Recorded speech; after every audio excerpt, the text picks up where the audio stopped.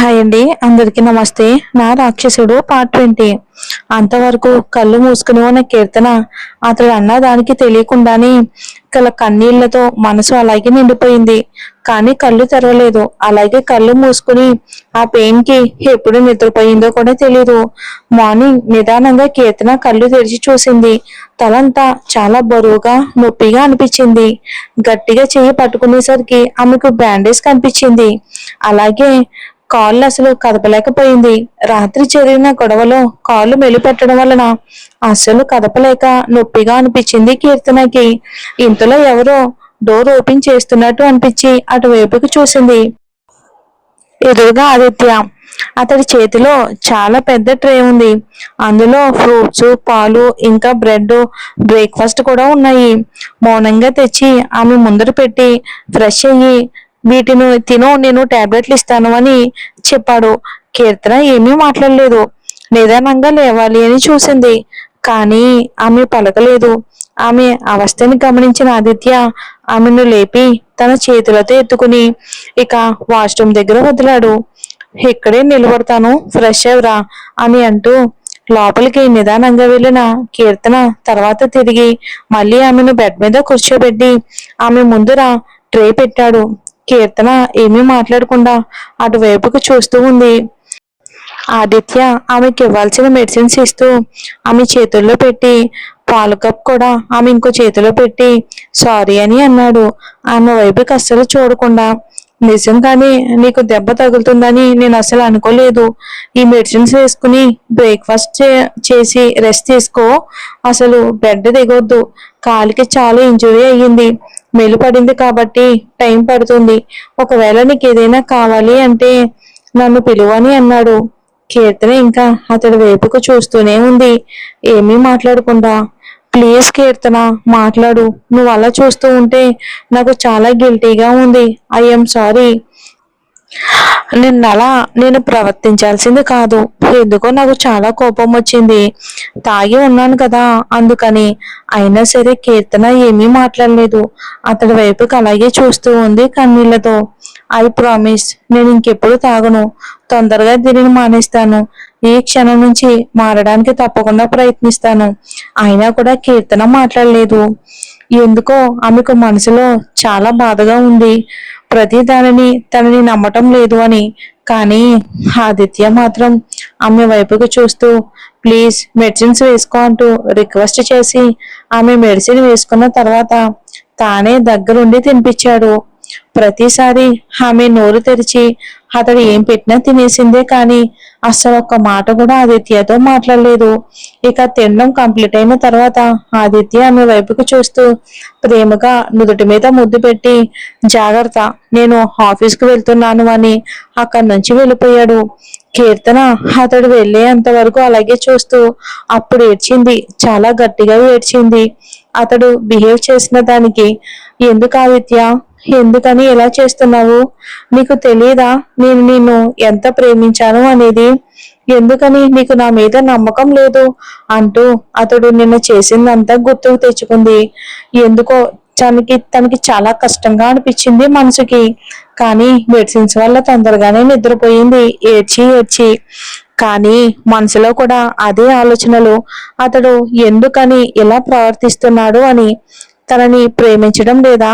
తనపైన నమ్మకం లేదా? తనని అర్థం చేసుకోలేడా? ఇక తను ఏం చెయ్యాలి అనేది కూడా తనకేమీ తెలియడం లేదు. దాని గురించి ఆలోచిస్తూ నిద్రపోయింది. ఆ తర్వాత మెలకు వచ్చినా కూడా నిన్నటి విషయమే పదే పదే గుర్తుకు వస్తుంది. ఎందుకో కీర్తనకి ఎంత వద్దనుకుంటున్నా కూడా కళ్ళల్లో నీళ్ళు వస్తూనే ఉన్నాయి. అతడు ఎన్ని మాటలన్నా ఎంతగా చేసినా ఆమెకు అవన్నీ తనని బాధించడం లేదు అని అతను ముందు కేవలం నటిస్తుంది. కానీ నిజంగానే అతని మాటలు, అతని చేతలు, అతని ప్రవర్తన ఆమెను చాలా బాధ పెడుతుంది. ఆ విషయం అతనికి ఎలా చెప్పాలో తెలియక మౌనంగా ఉంది. కారు నొప్పిగా ఉన్నా సరే అలాగే కిందకి వచ్చి ఆ ఇంట్లో ఉన్న పూజ గదిలోకి వెళ్ళి అలాగే కళ్ళు ఓపెన్ చేసి ఆయన వైపుకు చూస్తూ నిదానంగా రెండు చేతులు జోడించి కళ్ళు మూసుకుంది. ప్లీజ్ దేవుడా, నాకు హెల్ప్ చేయండి. నాకు ఇంకా వేరే దారి ఏమీ కనిపించడం లేదు. నాకు నా భర్త నమ్మకం, ప్రేమ కావాలి. కౌశిక్కి పెళ్లి కూడా జరగబోతుంది అని మాత్రమే ఆదిత్యకి తెలుసు. కానీ ఆ పెళ్లి జరగడానికి కారణం అతడికి తెలియదు. దాని వెనకాల ఉన్న పరిస్థితులు అతడికి ఏమాత్రం తెలియదు. మేము ఎంత నరకం అనుభవించామో, ఒకరినొకరు పెళ్లి చేసుకోవడానికని ఒప్పుకున్నాము, అది కూడా అతడికి తెలియదు. లేకపోతే ప్రేమించిన వాళ్ళని మేము ఎందుకు వదులుకోవడానికి సిద్ధపడతాము? వర్షాన్ని కౌశిక్, ఆదిత్యనేమో నేను ఎందుకు వదులుకోవాలి అనుకుంటాము? ప్లీజ్ తండ్రి, నాకు హెల్ప్ చేయండి అంటూ అలాగే ప్రేయర్ చేసి నిదానంగా అలానే వాళ్ళ గదిలోకి వెళ్ళిపోయి కూర్చుంది. ఏం చేయాలి అనేది తనకు అర్థం కావట్లేదు. ముందు కౌశిక్కి ఫోన్ చేయాలి అనిపించింది. వెంటనే కౌశిక్కి ఫోన్ చేసింది. ఆమె ఫోన్ వచ్చిన వెంటనే కౌశిక్ చాలా ఆతృతగా అడిగాడు, ఎలా ఉన్నావు నువ్వు? ఏమైంది? వెళ్ళినప్పటి నుంచే నాకు ఎందుకు ఫోన్ చేయలేదు? చాలా టెన్షన్ గా అనిపించింది. ఆదిత్య నేను ఏమైనా అన్నాడేమోనని అన్నాడు అతడు ఆతృతగా. ఎంత వద్దు అనుకున్నా అతడు వాయిస్ లో కంగారు కనిపిస్తూ ఉంది కీర్తనకి. కౌశిక్ కౌశిక్ కౌశిక్, లిజన్ లిజన్, నేను చాలా హ్యాపీగా ఉన్నాను, బాగున్నాను, నువ్వేమీ టెన్షన్ పడుకో. ఆదిత్య నన్నేమీ అనలేదు సరేనా అని అంది చిన్నగా నవ్వి, తన బాధను దాచిపెట్టడానికి ప్రయత్నిస్తూ. కానీ కౌశిక్ మాత్రం ఆమెను ఏమాత్రం నమ్మలేదు. నేను ఆదిత్య కళ్ళల్లో ఎంత కోపం కనిపించిందో తను చూశాడు. అతన్ని చూడగానే నాకు చాలా భయం వేసింది. నిన్నేమైనా చేస్తాడేమోనని భయం వేసింది. పైగా అతడికి మనం అంటే అస్సలు ఏమాత్రం నమ్మకం లేదు అని కొంచెం టెన్షన్ గానే అన్నాడు కౌశిక్. మరి అతను అనేది నిజమేగా? కౌశిక్, నువ్వు మర్చిపోతున్నావు. ఆదిత్య నా భర్త. అతడు నా గురించి చాలా ఎక్కువగా ఆలోచిస్తాడు. So don't worry. దాంతో కౌశిక్ ఏమీ అనలేదు. ఎందుకు ఫోన్ చేశావు అని అంటూ అడిగాడు కొన్ని నిమిషాల తర్వాత. నువ్వు నేను పెళ్లి చేసుకోవడానికి మధ్య ఉన్న కారణం ఆదిత్యకి చెప్పాలి అనుకుంటూ ఉన్నాను. పూర్తిగా నిజం తెలిస్తేనే కానీ ఆదిత్యకు మన మీద ఉన్న నమ్మకం, అనుమానాలు తొలగిపోవు అని చెప్పింది ఆమె. కౌశిక్ ఏమీ అనలేదు, ఆలోచిస్తూ ఉన్నాడు. చెప్తే అతడు మారతాడంటావా అంటూ. ఒకవేళ అతడు మరింతగా నిన్ను బాధ పెడితే, నిన్ను మిస్అండర్స్టాండింగ్ చేసుకుంటే? నాకు తెలిసి ఇది ఇంకా కరెక్ట్ టైం కాదేమో నిజం చెప్పడానికి అన్నాడు కౌశిక్. కీర్తన అతని మాటలకి ఒక క్షణం ఆలోచించింది. కానీ ఏదైనా మనం చెప్పడమే మంచిదేమో. ఒకవేళ మనం చెప్పకముందే అతడు తెలుసుకుంటే మాత్రం చాలా ప్రాబ్లం అవుతుంది అని చెప్పింది కీర్తన. ఏమో కీర్తన, ఏదైనా చెయ్యాలి అనుకునేటప్పుడు ఇంకొకసారి బాగా ఆలోచించు. ఎందుకంటే నువ్వు మంచి నిర్ణయం తీసుకుంటావు, నాకు ఆ విషయం తెలుసు అని అన్నాడు కౌశిక్. కీర్తన అలాగే థింక్ చేస్తూ ఉంది అతడి మాటలకి. ఇంతలోనే సడన్ గా కీర్తన చేతిలో నుండి ఎవరో సెల్ లాక్కున్నట్టు అనిపించింది. కీర్తన భయంగా చూసింది. ఎదురుగా ఆదిత్య. అతన్ని చూడగానే ఒక్కసారిగా షాక్ అయిపోయింది. ఫోన్లో కీర్తన మాట్లాడకపోవటంతో కౌశిక్ హలో హలో హలో కీర్తన అంటూనే ఉన్నాడు. కీర్తన, ఏంటి మాట్లాడవేంటి? ఆర్ యు ఓకే అని అంటూ అన్నాడు. ఆదిత్య కీర్తన వైపుకు కోపంగా చూస్తూ, తను బానే ఉంది, నువ్వు ఫోన్ పెట్టేసే అని అన్నాడు కోపంగా ఆదిత్య. కౌశిక్ కొంచెం టెన్షన్ గా, ఆదిత్యనే నా మాట్లాడుతున్నాడు. ఏ, నువ్వు నీ ఫ్రెండ్ తోనే మాట్లాడతావా, నాతో మాట్లాడవా? నేను కూడా నీ ఫ్రెండ్నే కదా అని అన్నాడు ఆదిత్య. ఆదిత్య, నువ్వు అనుకునేది ఏమాత్రం కాదు, నేను చెప్పేది విను అని అన్నాడు కౌశిక్ రిక్వెస్టింగ్ గా. షటప్ అని అన్నాడు ఆదిత్య గట్టిగా. నిజం ఆదిత్య, ఇంతవరకు నువ్వు చాలానే చెప్పావు, నేను చాలానే విన్నాను. అనవసరంగా కీర్తనని మధ్యలోకి లాగొద్దు, అర్థమవుతుందా? తనని టార్చర్ చేయొద్దు, మరి స్టాడిస్ట్ లా బిహేవ్ చేయొద్దు అని అన్నాడు కౌశిక్. ఏంటి నోరు బాగా లేస్తుంది? దీనికి పనిష్మెంట్ నీ ఫ్రెండ్ అనుభవిస్తుంది, గుర్తుందిగా అని అన్నాడు ఆదిత్య.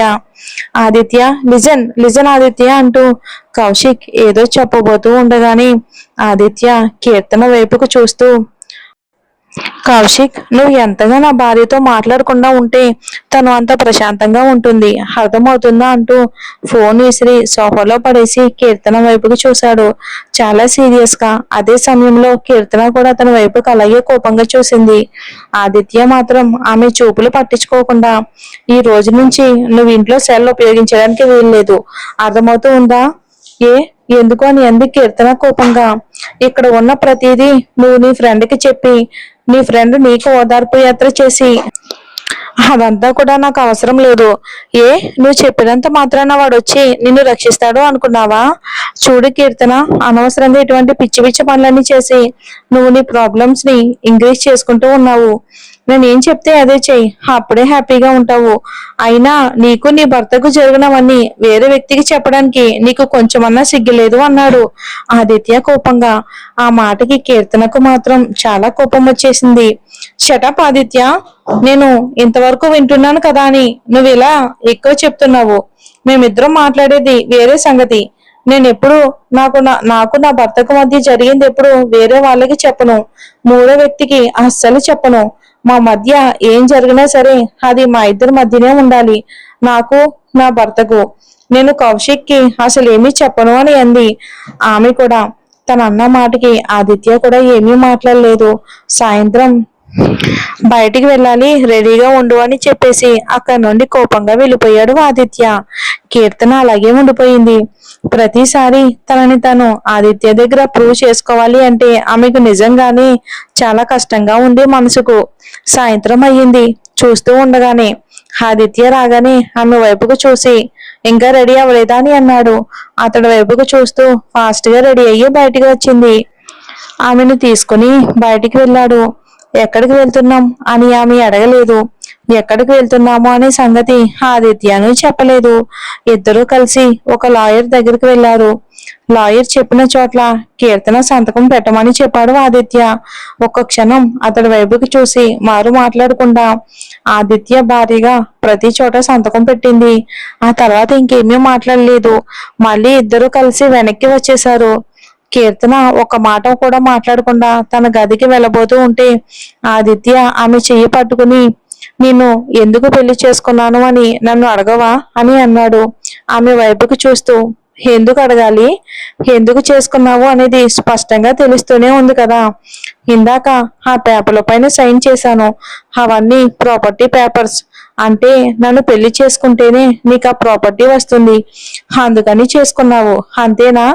జస్ట్ ఆ ప్రాపర్టీ కోసం చేసుకున్నావా? నన్ను నువ్వు ఎప్పుడు ప్రేమించలేదా అని అడిగింది అతడి వైపుకు చూస్తూ. ఆ మాటకి ఆదిత్య చాలా గట్టిగా నవ్వాడు. నవ్వి నవ్వి అతడి కళ్ళల్లో కన్నీళ్ళు వచ్చాయి.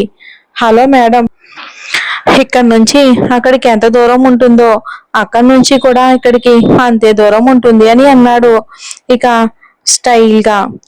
What you mean? కీర్తనకి ఏమీ అర్థం కాక అతడి వైపుకు చూస్తూ ఉంది.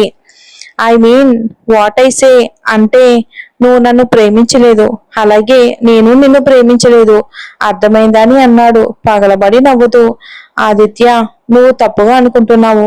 నాకు నువ్వంటే చాలా ఇష్టం తెలుసా. నిన్ను నా ప్రాణం కంటే ఎక్కువగా ప్రేమించాను. ఈ విషయం నీకు చెప్పే రోజు ఎప్పుడు వస్తుందో నాకైతే తెలియదు, కానీ ఎటువంటి పరిస్థితిలో చెప్పాల్సి వస్తుందని నేను ఎప్పుడూ కూడా అనుకోలేదు. నిజం ఆదిత్య, నేను ప్రతిదీ కూడా నిజమే చెప్తున్నాను అని చెప్పింది కీర్తన బాధగా.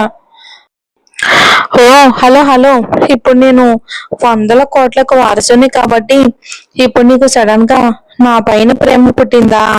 అంతే కదా, ప్రతి ఒక్కరికి నా ప్రాపర్టీయే కావాలి, నేను కాదు అని అన్నాడు ఆదిత్య. అది అయితే మన కీర్తిని చాలా తప్పుగా అపార్థం చేసుకుంటున్నాడు. మరి ఏం జరుగుతుందో వచ్చే ఎపిసోడ్లో చూద్దామండి. Thanks for watching. స్టోరీ నచ్చితే లైక్ చేసి మన ఛానల్ని సపోర్ట్ చేయండి.